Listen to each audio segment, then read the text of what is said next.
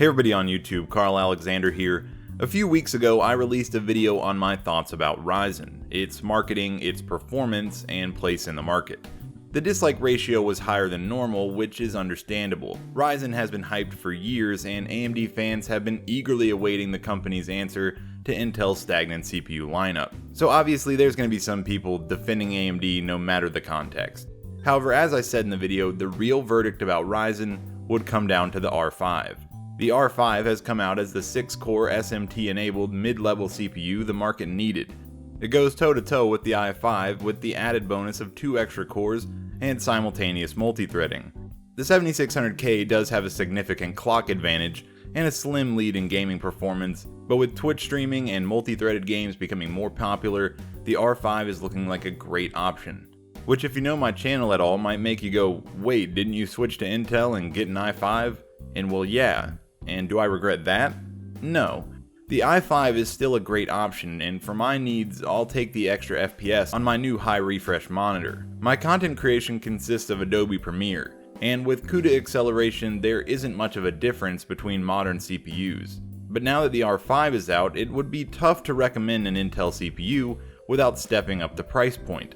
You do generally get more frames with the 7600K, but we are talking about an incredibly small margin. That being said, I still hold the opinion that the R7 series is just not for the gaming market and doesn't present a good enough value compared to Intel at the price point. Again, that's in the gaming market. In serious rendering, content creation, and computation, it's a big win for AMD. It's great that choosing a CPU is no longer trivial. Your use case is now more important than ever.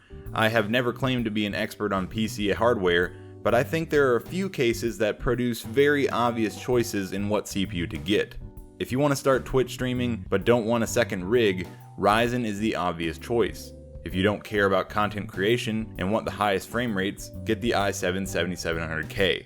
Beyond that, you're going to have to weigh the pros and cons of each CPU. For the most part, on the budget side, I would lean towards Ryzen, as each CPU is overclockable, but for pure gaming, don't rule out Intel's lack of cores. Remember, a 4-core Intel CPU is going head-to-head with a 6-core 12-thread Ryzen. So the comparison here is not apples to apples. Each of these products do things differently and have different strengths. This leads into the still open question related to Ryzen and its gaming-specific multi-threaded performance. Many commenters online love to bring up DirectX 12 and Vulkan, and that Ryzen will eventually outshine contemporary Intel CPUs once the API is more widely adopted. This is very possible, but not guaranteed in this generation. DirectX 12 is not an average update to the API. This update changes many of the ways developers deal with creating games. For instance, the big change you'll see floating around is that developers can now have multiple cores talking to the GPU simultaneously instead of the previous limitation to one CPU core talking to the GPU. This sounds great, but at least according to Nvidia's DirectX 12 documentation, the recommended way to use cores is still pretty close to what it was before. Have one main thread for draw calls and use the others for jobs that will feed into that core. This is, from what I can tell, largely how console games deal with the 6 cores available to them as well. Adding more cores and trying to have them all talk to the GPU at once requires a great deal of CPU parallelism, and if timing isn't correct, you could see some serious bottlenecks.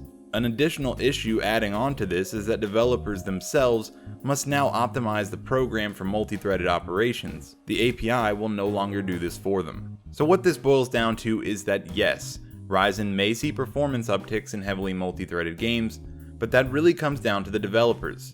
If developers optimize for the platform, Ryzen could pull ahead. If they don't, they may still lag behind Intel's superior per-core performance. Honestly, only time will tell, but my recommendation is not to make decisions on CPUs based on what may happen. Look at what performance you can get now. Don't go with the hypothetical.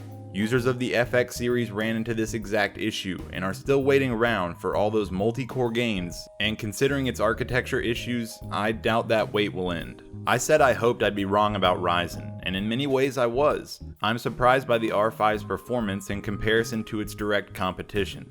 AMD still has a ways to go before they can overthrow Intel in gaming performance, but Ryzen is a huge jump towards that, and if Intel doesn't change their strategy soon, they may find themselves seriously lagging behind. The Ryzen R5 showcases the price to performance advantage AMD has always been known for, and hopefully this new competition in the market will continue.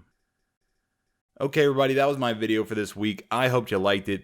If you did, give it a thumbs up. If you didn't, I think you know what to do.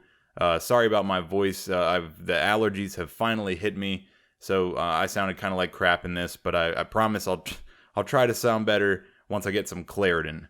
If you haven't already, hit that subscribe button for more videos like this one in the future. Coming up soon, I have a video on the GTX 960 and SLI, so I hope you keep an eye out for that one. And as always, thanks for watching.